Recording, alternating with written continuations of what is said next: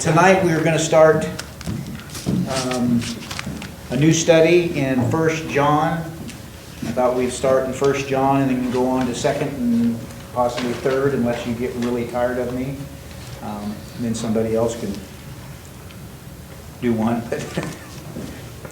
But we'll start with 1 John. 1 John, well actually all three of those, has always been pretty special to me. When I was younger, I attended a Christian school. I think I was like 13 for a year, and that was one of the things that they were very high on, is learning and memorizing the Bible.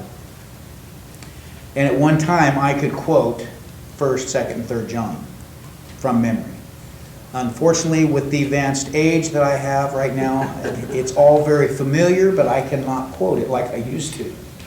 But it has always been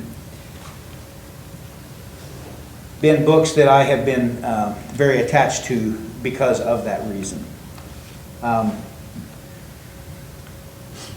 The author of 1 John, of course, we pretty much know that it was John, the author of the Gospel John, and the same John, the author of Revelation. Mostly by, it doesn't really tell us in the books who it was, but mostly by inference of how things are written from John and how things are laid out, I guess. Everyone has a way of doing things, and John had a specific way, and that carries through in these books here also. His style is very similar in both or all three of these books basically, but the Gospel John and 1st, 2nd, and 3rd John, the style of his writings in that is very similar. A lot of similar phrases.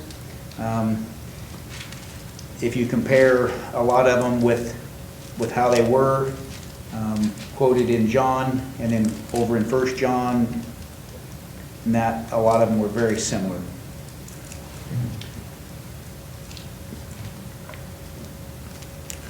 What is the reason? Does anybody know what the reason is for these books? Who was John writing to?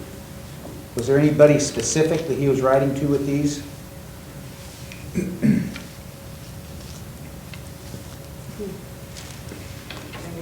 would listen. Most of them, I mean, it was, he wrote it from Ephesus, but it wasn't specific for any specific church. I think it was in general throughout the province of Asia. There, a lot of the churches needed this teaching, and this teaching was basically to, I don't know if you'd say repel or go against Gnosticism, which was extremely prominent at that time. Do we know what that is? I think we've had a few times. I think Paul has explained it in that. But Gnosticism is something that went on back then, and it was just a completely different thought process of what the gospel is, and a lot of people were drawn into it. It was one of the most dangerous heresies of the first 2 centuries. Basically, it was the belief that man's body, which is matter, is therefore evil, is to be contrasted with God, who is Holy Spirit and therefore good. Salvation is the escape from the body achieved not by faith in Christ, but by special knowledge. And that's where the word Gnosticism comes from, as a Greek word for knowledge. So it was basically how much you knew is what saved you, is what their thoughts were. One of the I guess, sub-characteristics of the Gnosticism was Docetism. Docetism, I think it is. And that was, some said that basically Christ only seemed to have a body. Others said that the divine Christ joined the man Jesus at baptism and left him before he died. That was a view called Cerinthianism. A lot of different thought processes that they were going into at that time. Jackie, Yes. you used the phrase already, special knowledge. Yes. And that was really the essence or the arrogance of it. It was like, this is only stuff that we know. This is what we see. Right. And it's what you need to follow this. Yeah. Because just that pure arrogance. Mhm. That, And once again, it's man putting themselves in a higher place. Their thought process is much higher than God's, is the way they're putting it. Rather than just looking at, I mean, as we start this chapter, in verse 1, I mean, it talks about God, and it talks about Christ, and they knew all of this, but yet they were drawn back into this heresy, basically, of thinking that, no, that's not really the way it was. You know, Christ really wasn't God in flesh. He was just a spirit, more or less. I mean, he couldn't even make footprints on the sand. And that's, I don't know how they would come up with something, but there again, I don't know how a lot of people come up with things that they think of today as far as what they believe in. This is one of those things that basically will attack a church internally. It's something that goes on within the church, thought process, a little more knowledge here and that. And that's how Satan likes to tear churches down. It's a whole lot easier to tear them down from within than trying to attack them from without. Because most of the time the church is looking for that opposition that's attacking from without. But it's the ones that are within, the ones that they think, oh, they're part of us. They can't be bad. And that's what is basically happening to some of these churches, is that they're letting this seep into them within, and Satan is starting to tear them down. When the church begins to produce division rather than harmony, hard times are coming. Guaranteed. If there is not harmony within the church, things are going to start to fall apart.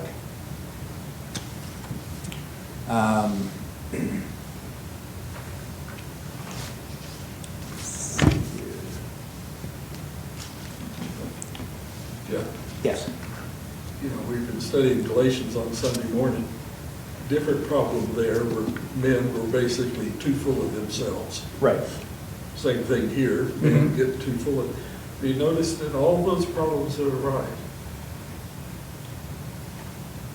when men get proud, they refuse to let the gospel be simple. Right. Yep. We've got to. We've got to embellish it somewhere. Yeah. We've got to put our twist on it to make it something that we came up with. Just keep it simple. Right. And it is simple, isn't it? I mean, when you look at the basics of the gospel, it's as simple as can be. But man wants to put a little twist on it. He wants to put a little bit more into it, something that his idea expressed in it. And when we talk about the gospel as if it's complicated and difficult, but we understand, now what we've tried to do is wield some power. For all you that don't understand, I do. Yep. So follow me, listen to me, right. and we, in that way, give ourselves power, or we think we do. And so man, whatever religion it is, even within the church, Yep. we can be guilty of it. If we make it difficult for people to understand, then they have to come to us for understanding. we just set ourselves up on a pedestal. And mankind does that in religions all over the world. Right. And like Paul said, if we truly recognize how simple it is, all of us can understand it. You don't, yes, there's some that have more understanding than others based on how long they've been a Christian, how long they've studied. Right. Their maturity. But it can be understood by all. Right. And that's the thing, the gospel can be understood by, do you have to have a college degree? Do you have to have a high school diploma? It can be understood by a 3rd and 4th grader. They can understand what the stories are, what he's trying to get across. It's easily understood, and I think that's one of the reasons why when we read in here and Jesus talks about the children, how understanding they are, how trusting they are. It's when we become older and we start thinking for ourselves to the point that we think we're better than anybody else. We develop our agendas. Exactly. Develop what? Our agendas.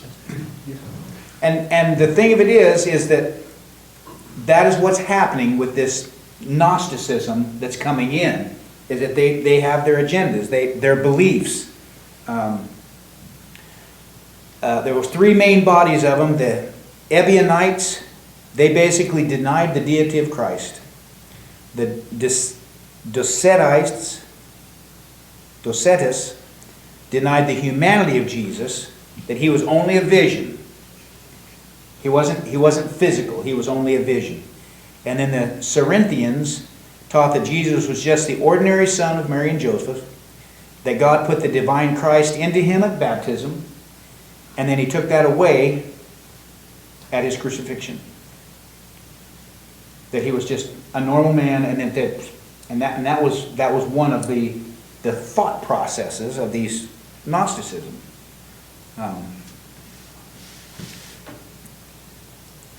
Asceticism was part of this, and they believed in punishing of the body. They forbade marriage. They fasted extendedly. They made all kinds of vows of poverty and everything. And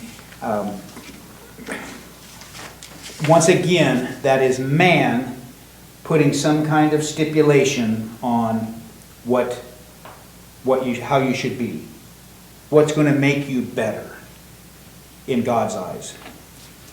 The Epicureanism, the body is evil, therefore it is not responsible for its acts. The body commits a sin, but the body's not responsible. Now that doesn't make any sense. And then there was perfectionism.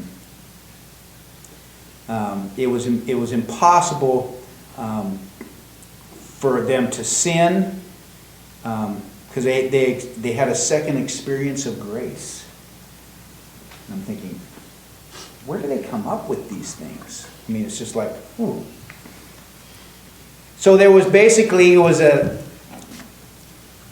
their sense of sin was not right.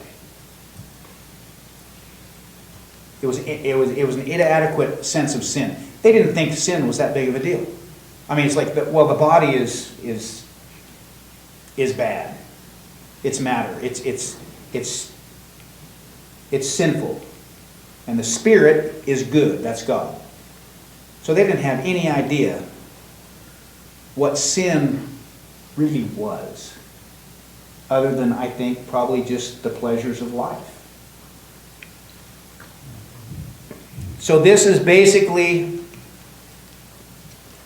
trying to, I guess, teach some sense into these people that have this off-the-wall thought process of who God is, who Jesus is, why Jesus came, what sin is in our life. Though all those things, he's going to try to set them straight so that they can understand. I think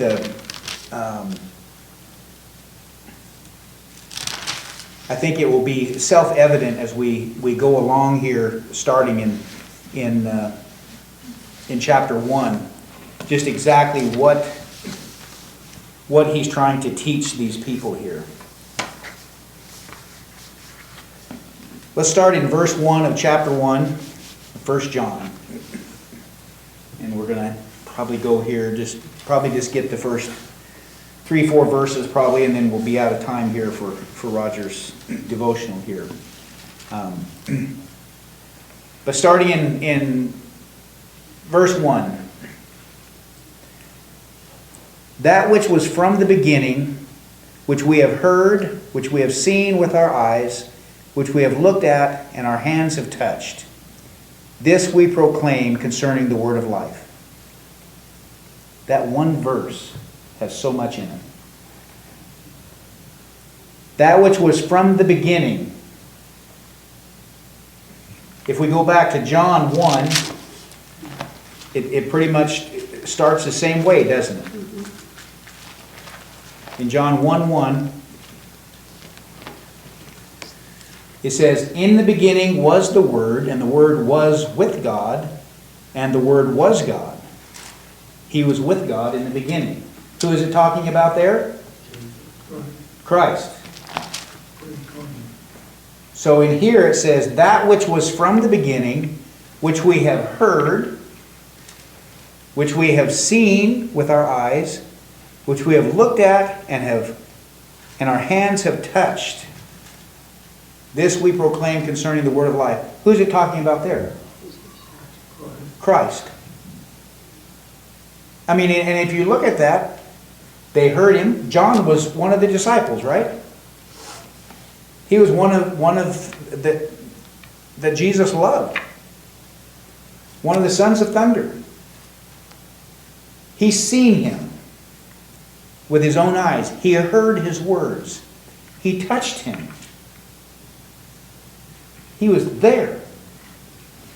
It's interesting, he doubles up on seen and looked upon. And looked upon, yes. Mm-hmm. And Seen, looked at. yes. And he's physical. Looked upon, examined him. Right. It can eyewitnesses. Right. Mm-hmm. Saw his miracles. You know, it's not that, oh yeah, I saw him one time. No, they've seen his works, they've examined his work and his nature and how he treated the least of people with the greatest mercy. Right. And That was all that. That was one of the things, as the disciples, they were with him every day. I mean, they were right there with him. What's that? Apostles. Apostles, disciples. I mean, they were disciples, and they spent 3 years with him, and then they became apostles. But can you imagine living with someone for 3 years, day in, day out, side by side, seeing all that was going on, seeing how he taught, seeing how he interacted with the people? And he's telling them, follow me, so you're examining every move he makes. Can you imagine how well you would know that person?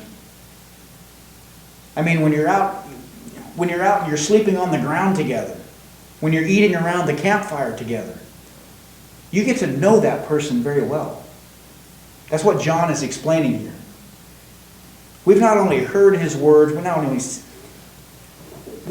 I was there. Said, I know what I am talking about. And he said that, which we have looked at and our hands have touched.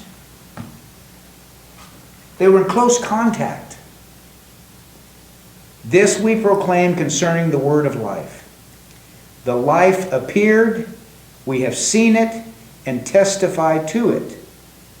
And we proclaim to you the eternal life which was with the Father and has appeared to us. Now just those words, how do you think that's going to affect the Gnosticistic type people that don't even believe that Christ is even a human? That some of them just believe that he's just a mist. That he wouldn't even put a footprint in the sand. And he's telling them just the opposite, isn't he? That he is... In the thinking of some of them, if he appeared in bodily form, those who believe the body is evil, what's it say about Christ? Exactly. You know, It's that whole thing, when you start with a false premise, you always wind up with a false conclusion. Yep. You can never get a right conclusion out of a false. It never will.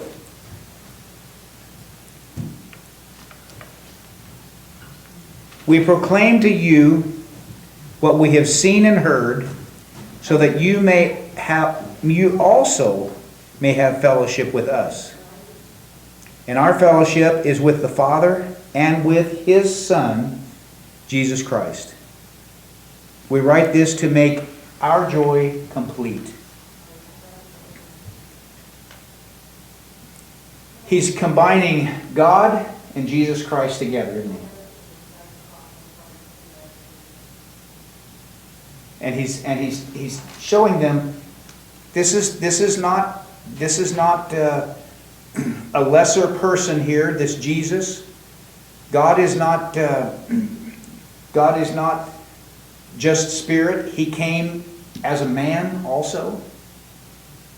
He's trying to explain to them what they're thinking, their thought process, how wrong it is in thinking. And he is proclaiming to them.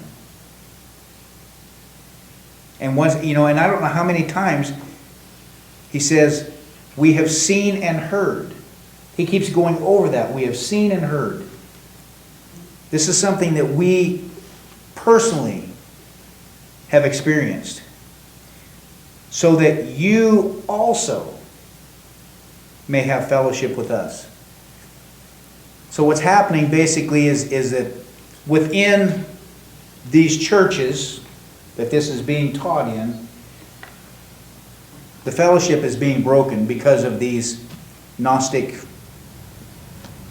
thought processes, beliefs. Because they've been taught the word correctly at first, weren't they? I think it's like you were teaching in Galatians, Paul. They were taught the word correctly. These are churches of Christians, but they're being infiltrated with this other thought process. Kind of like what with the Galatians there, we've got to add to this. We've got to add circumcision to this. They're trying to add this thought process that God is not who He says He is. And Jesus definitely isn't who He said He was. And this is the way we think it should be. And that's corrupting these churches. So He's trying to get them back, trying to influence them through His words. This is what needs to be understood. This is where Christ stands in all of this. Let's do a couple. I think I got time for maybe one or two more verses here. This is the message which we have heard from Him and declare to you. God is light, and in Him there is no darkness at all. God is light. It doesn't say God is the light.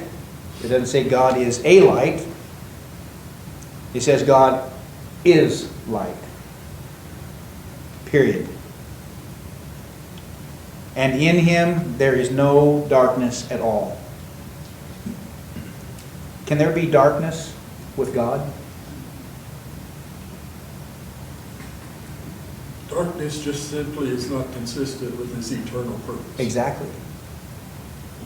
He is light. Can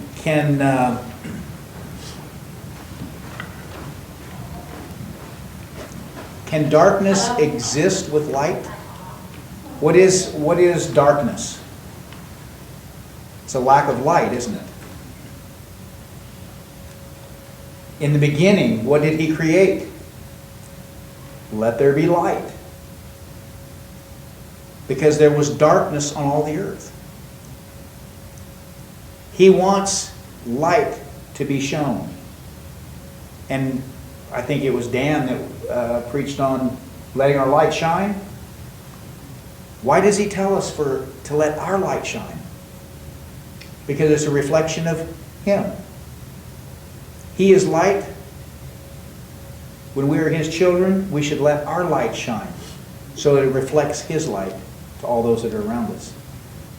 So in Him, there is no darkness. I think a true understanding of what he means by letting our light shine, there can't be darkness around us either. Exactly. Like it just won't, it can't be. Yep. If we're the light that we should be, Mhm. we'll have nothing to do with darkness. Right. The two don't go, they can't be together. Nope. They can't exist together. You can't go into a pitch black room and turn on a light and have it still be dark, can you? It just don't work. It's light. I'm going to have to stop there and give